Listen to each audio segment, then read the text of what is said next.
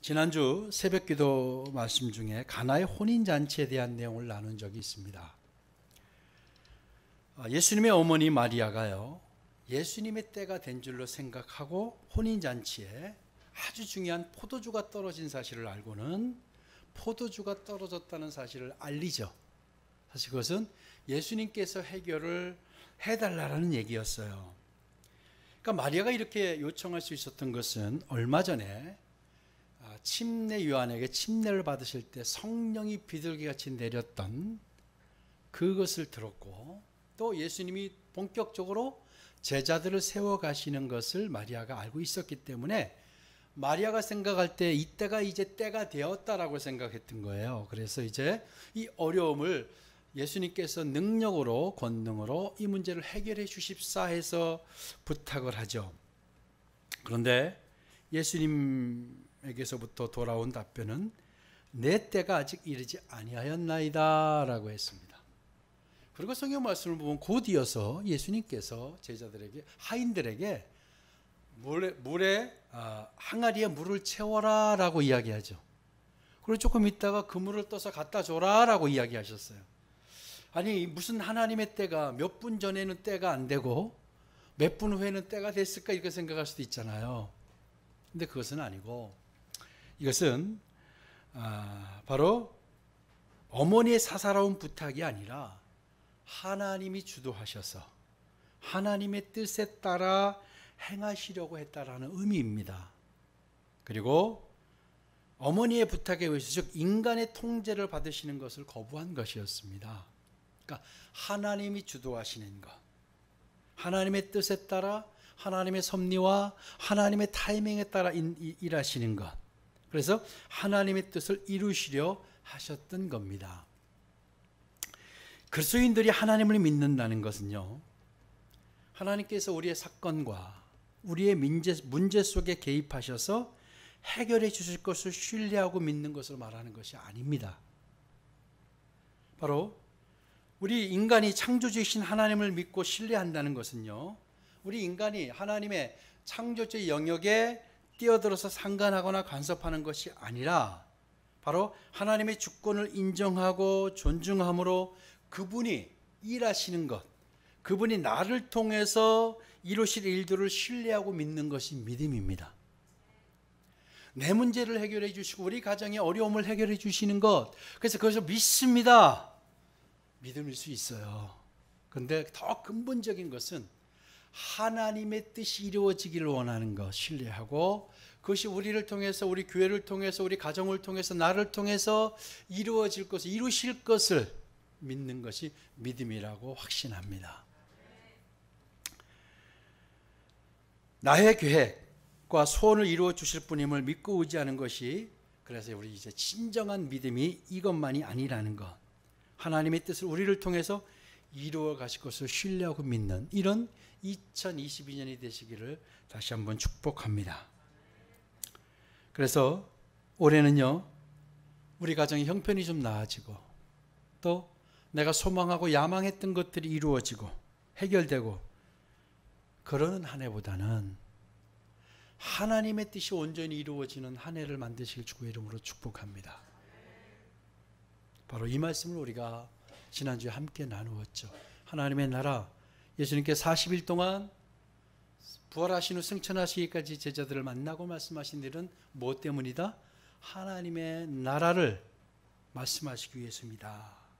그래서 우리의 시선과 마음이, 여러분의 생각이 온전히 주님을 향하고, 주님께서 우리를 통해서, 나를 통해서 이루시려고 하는 것이 무엇인지를 살피고 그것을 위해서 기도하시는 한 해가 되어야 됩니다.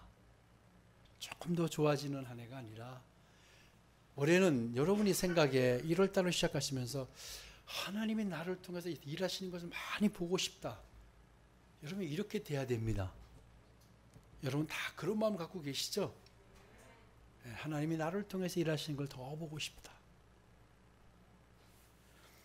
우리가 지금 사도행전을 이제 다시 보고 있습니다. 몇 년 전에 우리가 나눴지만 다시 보고 있는데요, 신약 성경은 사복음서에 의해서 사도행전이 기록되어 있습니다. 그렇죠? 우리가 누가행전이라고 해요. 그러니까 누가복음과 사도행전은 한 사람이 썼습니다. 데오빌력에 써낸 편지의 내용이었는데요. 근데 성경이 누가행전이기 때문에 누가복음 다음에 사도행전을 바로 배치하지 않고 누가복음 다음에 요한복음이 나오죠. 요한복음 사복음서가 마치고 사도행전이 이어지게 됩니다. 이런 정경화되는 과정에서 이건 하나님의 섭리였어요. 자, 그래서 데오빌로에게 전한 편지인 누가복음 24장을 보면요, 24장에 예수님의 부활 이후 40일 동안 머무시면서 제자들에게 나타나시고 말씀하신 내용이 기록되어 있어요. 누가복음 마지막 장이에요. 그리고요, 사복음서 마지막 장인 요한복음 21장에서는요, 바로 교회의 역사와 사도들의 행적을 밝혀주는 사도행전 1장과 아주 긴밀하게 그것이 맞닿아 있고 연결되어 있어요. 요한복음 21장을 보면은요, 예수님께서 제자들에게 부활하신 후에 나타나신 다음에 특히 베드로에게, 여러분 기억하실 거예요, 내 양을 먹이라, 그리고 또 내 양을 치라, 내 양을 먹이라, 이렇게 3번이나 연속해서 말씀을 하신 거 여러분 아시죠? 그게 바로 요한복음 21장에 들어있는 내용입니다.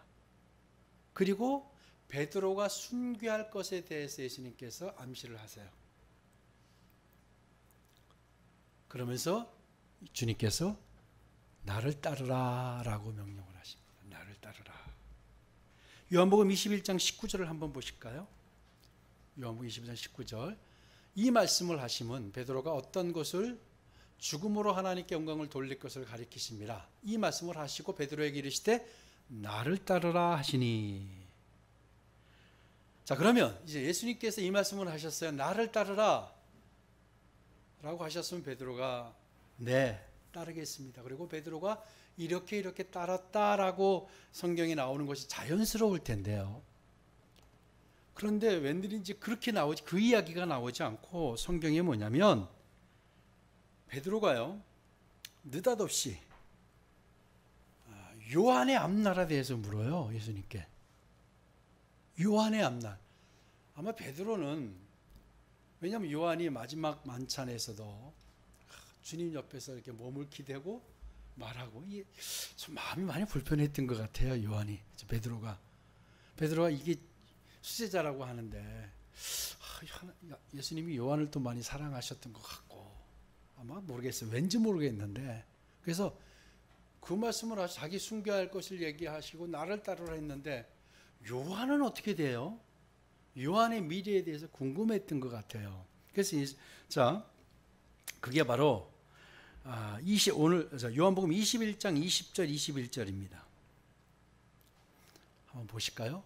베드로가 돌이켜 예수께서 사랑하시는 그 제자가 따르는 것을 보니 그는 만찬석에서 예수의 품에 의지하여 주님을 파는 자가 누구오니까 묻던 자더라. 이에 베드로가 그를 보고 예수께 여짜오되 주님, 이 사람은 어떻게 되겠사옵나이까? 예, 좀 그렇죠. 지금 요한에 대해서 요한을 너무 아껴가지고, 혹시 이렇게 생각할 수도 있죠. 요한을 너무 아껴가지고 요한은 어떻게, 이 얘기일 수도 있는데 전체 맥락으로 보면 그거 같지는 않아요. 요한이 어떻게 되겠습니까? 이 말씀을 들으시고 예수님께서 또 답변을 아주 친절하게 하세요. 그게 22절입니다. 요한복음 21장 22절 보실까요? 예수께서 이르시되 내가 올 때까지 그를 머물게 하고자 할지라도 내게 무슨 상관이냐? 너는 나를 따르라 하시더라. 그러니까 요한이 어떻게 되는 게 뭐가 중요하냐? 그냥 그거 신경 쓰지 말고 너는 나를 따라, 이 얘기잖아요. 그렇죠? 그러니까 요한의 앞날을 어떻게 인도하시든지 베드로 네가 상관할 바가 아니라는 거예요. 오직 너는 나를 따르라. 이 말씀이요, 주님이 종말 때까지 요한을 살려두겠다고 단정하신 말씀이 아니었어요. 그런데 문제가 생겨요. 그래서 예수님께서 이 얘기를 하시죠. 만약 그를 살려둔다 할지라도, 23절 한번 보실까요? 이 말씀이 형제들에게 나가서 그 제자는 죽지 아니하겠다 하였으나, 자, 문제가 생겼죠. 이 이야기를 듣고는 요한이 예수님의 재림 때까지 살아있는데 이야기를 막 하고 다닌 거예요, 제자들이. 지금 이 시기가 얼마나 중차대한 시기입니까? 그렇죠? 예수님이 승천하시기 직전에 제자들을 만나시고 하나님의 나라 일을 말씀에서 만나서 얘기하고 순교할 것도 얘기하시고 나를 따르라 했는데 제자들이 나가서 그 제자는 죽지 아니하겠다 한 거예요. 소문을 막 내기 시작했어요. 예수의 말씀은 그가 죽지 않겠다 하신 것이 아니라 내가 올 때까지 그를 머물게 하고자 할지라도 내게 무슨 상관이냐 하신 것이로라, 이렇게 얘기했어요. 그러니까 가정법을 쓴 거죠. 그런데 한번 이 말씀을 보니까요, 이 마지막 정말로 중차대한 시기에 쟤는 어떻게 될까? 저 사람은 어떻게? 이 지금 온통 제자들의 관심이 여기가 있었어요. 그리고 소문을 낸 것도 다른 사람이 아닌 제자들 스스로가 그랬어요. 이것이 사복음서의 마지막 내용이에요. 결론은 아니지만 사복음서의 마지막을 마무리하면서 이 이야기를 해요. 그리고 사도행전이 막이 올랐어요. 1장, 사도행전 1장에서 그래서 요한복음 21장과 똑같은 유사한 의미의 내용이 되풀이되고 있어요. 21장 6절, 사도행전 1장 6절이 바로 그거예요. 다시 한번 보실까요? 사도행전 1장 6절을 한번 보여주세요. 같이 읽읍시다. 시작. 그들이 모였을 때에 예수께 여쭈어 이르되 주께서 이스라엘 나라를 회복하심이 이때니까 하니. 하나님의 나라에 대해서 얘기했다고 그랬잖아요. 근데 그때 이 제자들의 생각이 또 뭐예요? 이스라엘, 하나님, 예수님은 하나님의 나라에 대해서 이야기했는데 주께서 이스라엘 나라를 회복하심이 이때이니까 또 이렇게 얘기한 거예요. 자, 그러면 지금 제자들의 관심이 어디에 있는지 아시겠죠? 정말 예수님의 마음이 어떠셨을까 하는 생각도 해봤어요. 하나님의 나라를 이야기했는데 주님께서 이스라엘 나라를 회복하심이 이때이니까 또 이렇게 물어요, 제자들이. 제자들의 모든 관심의 초점은 당연히 하나님의 나라여야 되잖아요. 하나님의 나라에서 내가 무엇을 해야 할지, 어떻게 써야 될지 이것을 가지고 있어야 되는데 여전히 로마 제국의 식민 통치로부터 이스라엘 정치적 해방을 언제 얻느냐에 거는 것에 마음이 다 온통 집중되어 있었어요. 그러니까 예수님께서 언급하신 하나님 나라를 오로지 자신들의 생각을 따라 자신들의 관점에서 해석하고 이스라엘의 회복에 집중하고 있었다는 거예요. 무슨 얘기냐? 예수님이 얘기하신 내용을 다 자기의 관점에서만 해석을 했어요.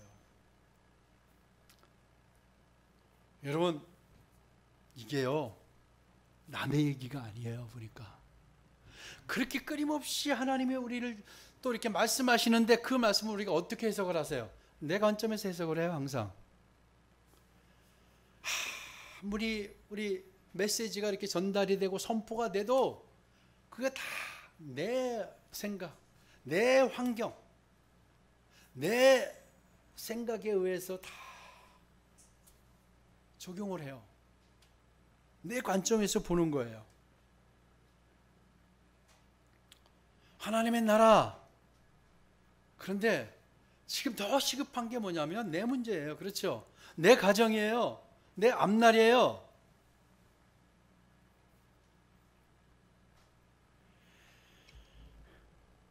주님께서 제자들에게 예루살렘을 떠나지 말고 아버지께서 약속하신 성령을 임하실 것을 기다리라고 말씀하셨어요. 그렇죠? 기억하시죠? 지난주에 말씀 나눴던 기다리라. 제자들은 성령의 강림의 때를 기다렸는데 그 때를 뭘로 알았냐면 성령 강림의 때가 바로 이스라엘을 해방의 시기로 받아들이고 있었다는 거예요. 그래서 그때가 이때이니까 3년 동안 같이 다니고 못 알아들었는데 부활하신 후에 부활하신 주님을 만나고도 여전히 제자들은 쟤는 어떻게 될지, 그리고 회복하신다고 했는데 그 하나님의 나라를 세우라고 했는데 그 나라를 회복하시면 이때인가, 성령 임하신다고 했는데 그게 바로 이스라엘을 회복할 때라고 또 생각했던 거예요. 제자들이 이 시기에 어떻게 이런 소문을 퍼뜨리고 예수님의 사랑을 한 몸에 받는 것으로 요한의 미래까지, 다른 제자의 미래까지 집착하고 하나님의 나라를 말씀하셨지만 이스라엘의 회복을 생각을 하고 어떻게 이런 일이 일어날 수 있었을까요? 어떻게 이렇게 됐을까요? 그들이 주님 앞에 비록 있지만 예수님 안에서 길을 열고 예수님 앞에서 말을 듣고 있었지만 주님을 진정으로 쫓고 있지 않았다라는 거예요. 여러분은 주님을 진정으로 쫓고 계셔요? 어떠세요? 정말 주님을 진정으로 쫓고 있지 않았어요. 제 아들이 온 중심을 다해서 주님의 명령만을 따르고 생각했다면, 제대로 알았다면 요한에 대해 헛소문을 퍼뜨릴 일도, 이스라엘의 회복에 집착할 일도 없었어요. 부활하신 예수님을 만났고요. 그 주님과 부활하신 주님과 그 면전에서 식사까지 같이 음식까지 나누었어요.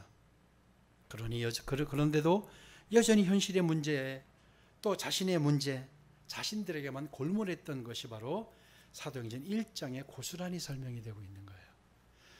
사도들의 행적을 기록하는 과정의 첫 시작을 열면서 서두에서 그들의 생각은 여전히 그거였어요. 그래서 여러분 요즘 정치를 봐도 그래요. 다 자기 중심인 거예요. 내 중심이에요. 내 중심에서 생각하고 내가 드러나야 되고, 다 이게 정치인 것 같아요.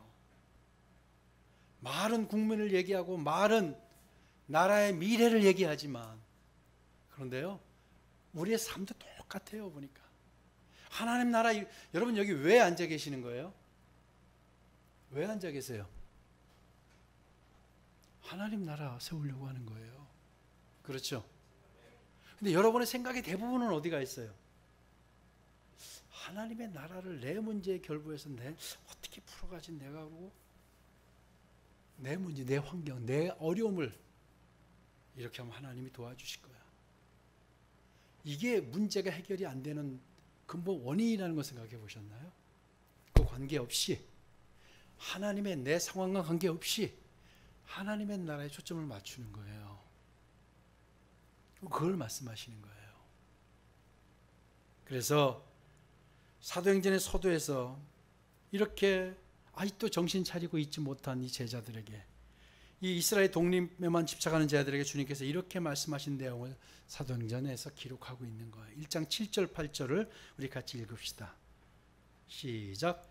이르시되 때와 시기는 아버지께서 자기의 고난에 두셨으니 너희가 알 바 아니요 오직 성령이 너희에게 임하시면 너희가 권능을 받고 예루살렘과 온 유대와 사마리아와 땅끝까지 이르러 내 증인이 되리라 하시니라. 아멘. 뭐라고 하셨어요? 때와 시기 그거 얘기하지 마. 때와 시기는 누구에게요? 아버지의 권한이야. 여러분 이때 뭐 이루어주세요 이렇게 해주세요, 이건 누구의 권한이라고요? 아버지의 권한이에요. 내가 시점을 정해놓고 안 해주면 서운해하고 섭섭해하고 무너지고, 이거 아니라는 거예요. 때와 시기가 누구한테 있다? 아버지의 권한이에요. 여러분이 그거 안 됐다고 하는 게 하나님을 통제하라는 거예요. 왜 이때까지 해주세요? 안 되면 서운하잖아요. 내가 이렇게 하나님을 섬기고 봉사했는데. 이게 바로 여러분, 내가 하나님을 통제하려고 하는 거예요. 때와 시기는 누구에게 있다? 하나님의 권한에 있다. 놔두라. 네가 할 바 아니다. 그러면서 뭐라고 그랬어요? 오직 성령이 너에게 임하시면 너희가 권능을 받고 예루살렘과 온 유대와 사마리아 땅까지 이르러 뭐라고 그랬어요? 내 증인이 되라. 너희들이 할 일은 내 증인이 되는 거야. 여러분 우리 이 대목 심각하게 생각해야 돼요. 이 이야기에서요, 우리가 나는 예외라고 생각하시면 안 돼요. 주님을 온전히 따르지 아니하면 2022년 여러분 새롭게 시작한들 아무 소용이 없어요. 이거 붙들지 않으면 매년 똑같은 삶이고, 똑같이 12월 달에 가서 마음 조금 쓰잔해지고 뭐 그래서 또 회개하고, 또 1월 달에 또 조금 새해 벽대 조금 결단하고 계속 해왔잖아요. 이거 왜 그럴까요? 우리가 정말 붙들어야 될 것들을 붙들지 못하고 있기 때문에 이상한 거 붙들고 있는 거예요. 진짜인 거 같은 거 붙들고 있는, 진짜 아닌 거를. 아무리 눈물을 흘리고 지난 해를 보내고 굳은 결단으로 새해를 맞이하고 한들 뭔 소용이 있겠습니까? 여러분, 성숙한 그리스도인은요, 하나님께서 하실 영역과 내가 할 영역을 정확히 구분하는 자예요. 그러니까 하나님께서 이루실 것을 바라보면서 명령하시고 주신 삶을 순종하고 그냥 내 몫을 내가 감당해야 되고 최선을 다하는 거예요. 이루실 것에 대해서는 내가 관여하면 안 돼요. 하나님이 그냥 하시도록 돼요. 시간을 드리고 내가 최선을 다하는 거. 하나님의 선하심을 믿고 성령께서 일하심을 바라보면서 순종의 삶을 이어가는 게 우리의 몫이에요. 아멘. 이 말은요, 무슨 얘기인지 아세요? 오늘 얘기잖아. 때와 시기는 아버지께더라. 그러니까 현실 문제에 집착하지 마라. 현실 문제에 집착하지 마. 왜? 여러분, 아니라고 하면서도 다 현실 문제에 집착하고 있잖아요. 지금도. 1월 달에 뭐가 해결이 돼야 되는데, 뭐가 해결이 돼야 되는데, 이런 문제를 가지고 듣기를 원하지 않으세요. 하나님이 정말 하나님이 무슨 말씀을 하시는지 여러분이 제대로 듣고, 근데 이게 비밀이에요. 하늘의 비밀이 뭐냐면 그 말씀만을 따라서 가는 거예요. 그럼 뭐라? 너희는 먼저 그의 나라 그의 의를 구하라. 그리하면 그동안 그 이전에 하신 말씀에 무엇을 먹을까 무엇을 입을까 고민했던 얘기 하시잖아요. 이거 다 하나님께서 이루시겠다고 하셨어요. 이 순서가 바뀌고 있는데 순서가 바뀌면 안 된다는 거예요. 그래서 주님께서 9절에서 8절에서 뭐라고 그러셨냐면 내 증인이 되라. 증인이 되라. 근데 뭐라고 하셨냐면요, 오늘 8절에 증인이 될 것이다, 반드시 주님이 증인이 되어야 한다 하는 명령이 함께 나와 있어요. 그러면서 예수님께서요, 증인이 되는데 무작정 되라고 하지 않으셨고요, 오늘 본문을 보면 뭐라고 그랬어요? 성령님의 권능 속에서라고 하는 말씀이 있어요. 그러니까 증인이 될 때 8절에 보니까 오직 성령이 너에게 임하시면이라고 돼 있죠. 오직 성령이 너에게 임하시면. 그래서 오직이 수식어가 등장을 하는데요, 바로 성령이 이어지고 있어서 오직 성령이 자연스럽게 연결되는 것 같은데, 사실 원문에 보면, 헬라어 원문에 보면 오직이 뭐와 연결이 되냐면 권능하고 연결이 돼요. 오직이 권능. 그러니까 오직 권능을 받음으로, 우리가 이렇게 말씀하신 대로 살려면 오직 권능을 받아야 된다. 권능을 주시겠다라는 의미고 권능을 받으라는 의미인데, 그래야만 증인이 된다는 얘기예요. 그러니까 권능을 받지 않으면 증인이 될 수 없어요. 결단만 가지고는 증인이 안 돼요. 권능을 받아야 되는데, 그래서 우리가 2022년도에 증인이 되기를 주님이 원하시면서 이 말씀을 주시는 거예요. 이 권능을 받아야 한다는 이 권능은요, 디나미스라고 해서 능력을 말해요. 능력. 근데 이 단어가 쓰일 때 어떻게 쓰였냐면 주님의 능력과 관련해서 쓰였어요. 이 단어를 사용할 때는 주님의 권능, 주님의 능력 관련해서 쓰였다는 거예요. 그러니까 이 능력이란 주님의 능력을 말하는 것이에요. 그러니까 주님의 능력을 가지고 우리가 증인이 되는 거예요. 그러면 여러분, 병을 고치는 거, 그리고 귀신을 쫓아내는 거, 이게 능력이죠. 예수님의 능력 가운데 하나였죠. 근데 여기서 더 근본적인 능력이 뭐냐? 예수님께서 여러분 본격적으로 사역을 시작하시기 전에 하신 일이 있어요. 우리가 그걸 공생애라고 하는데, 예수님께서 사역을 시작하면서 가장 먼저 하신 일이 뭐죠? 침례 요한에게 가서 침례를 받은 거예요. 그렇죠? 알고 계시죠? 근데 왜 침례를 받으셨을까? 침례는 여러분, 죄인이었던 인간이 십자가의 공로를 씻음 받음으로 새 사람이 되어서 주님과 연합되어서 새 삶을 살겠습니다, 살아가겠습니다 를 공포하는 행위예요. 그렇죠? 그러니까 죄가 없으셨던 예수님께서 굳이 요단강으로 가셔서 침례를 받은 것은 뭐냐면 인간에 대한 성자 하나님의 헌신을 공포하는 행위였어요. 그러니까 예수님께서 이 땅에 오신 목적이 뭐죠? 인간을 구원하고 인간을 섬기고자 오셨어요. 그래서 섬기고자 하시는 헌신에 있어서 이제 그렇게 하겠다라고 하는 것을 만천하에 드러내신 것이 바로 침례원에게 침례를 받은 사건이에요. 우리 마태복음 3장 16절을 한번 봅시다. 같이 한번 읽읍시다. 시작. 예수께서 침례를 받으시고 곧 물에서 올라오실새 하늘이 열리고 하나님의 성령이 비둘기 같이 내려 자기 위에 임하심을 보시더니. 아멘. 자, 우리 이제 중요한 것 한 가지를 알게 돼요. 뭐냐면 언제 예수님께 성령이 임하셨는가 하는 거예요. 언제 예수님께 성령이 임하고 예수님의 권능이 시작되었는가? 언제요?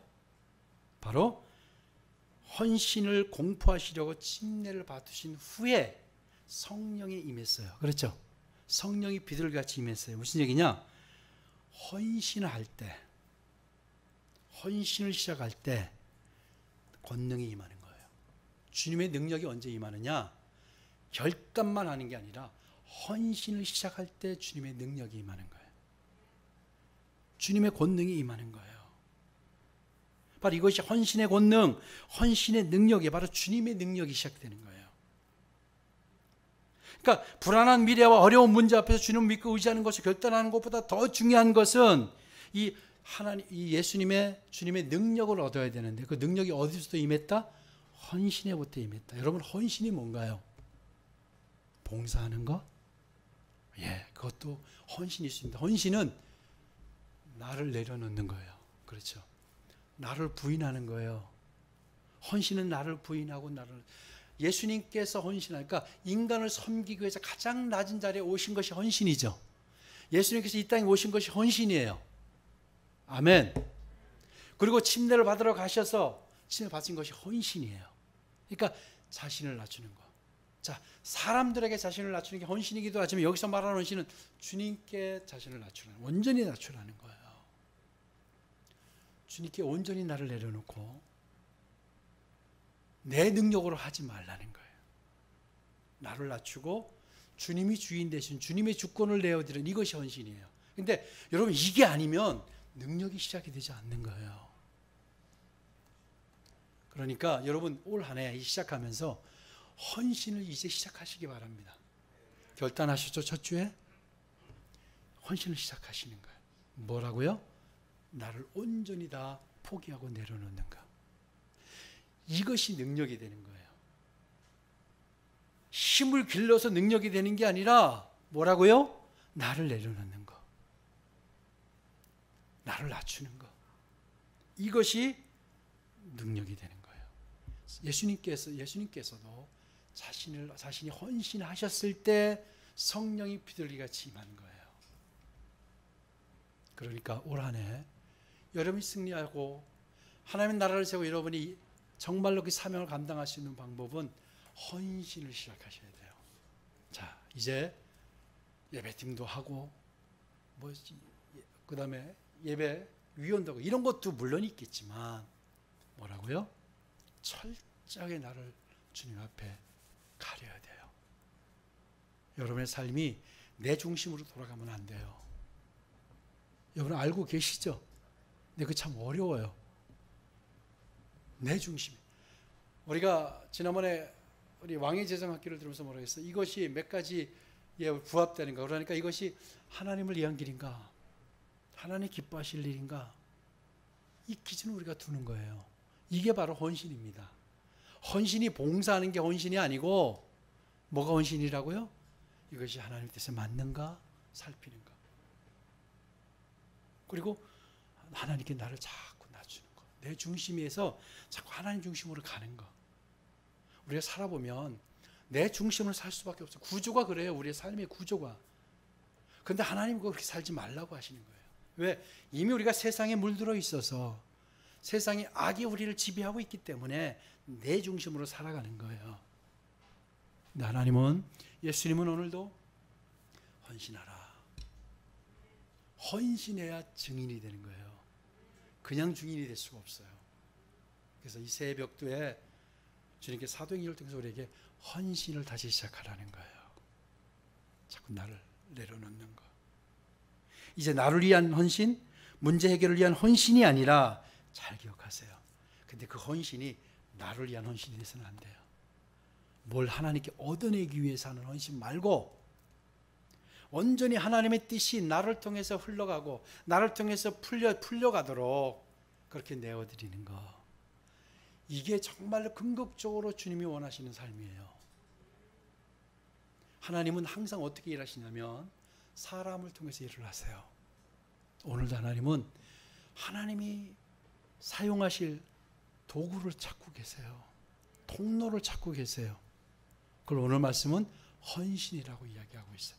헌신된 사람, 이 사람이 오직 권능을 받음으로 이 사람이 증인이 될 수 있다. 오늘 사도행전 1장이 말하고 있어요. 그래서 올 한 해 여러분 증인이 되십시다. 증인은 뭐예요? 본 것을 이야기하고 들은 것을 이야기하고 경험한 것을 이야기하는 사람이에요. 그러면 여러분 경험하고 보고 들어야 되잖아요. 근데 그거를 가능하려면 헌신이 시작되면 다 가능하다는 거예요. 그래서 올 한 해 헌신이 시작되십시오. 헌신하지 않으면 2002년도 똑같아요. 소망이 없어요. 올 한 해 온전히 하나님께 나를 내어드리는, 나를 온전히 낮춰보는, 정말 낮출래야 낮출 것이 없는 상황까지 우리를 낮춰보는 한 해, 그게 증인의 가장 큰 열쇠입니다. 그래서 여러분이 그렇게 되시기를 주 이름으로 축복합니다. 자, 우리 뭐라고 했어요? 첫 주에 뭐라고 했습니까? 하나님의 나라 이야기했죠. 송구여신 예배를 시작하면서 뭐라고 이야기했어요?